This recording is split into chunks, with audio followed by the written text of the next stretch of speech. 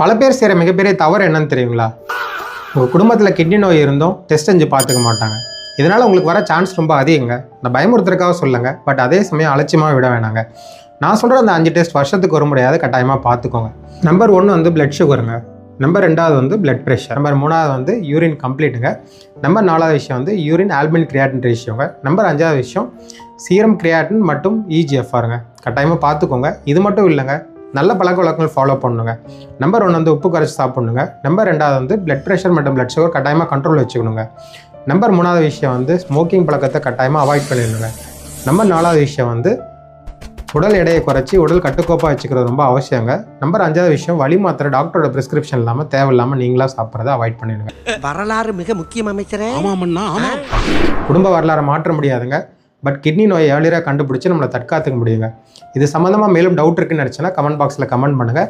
நம்ம சேனலை மறக்காமல் ஃபாலோ பண்ணிக்கோங்க.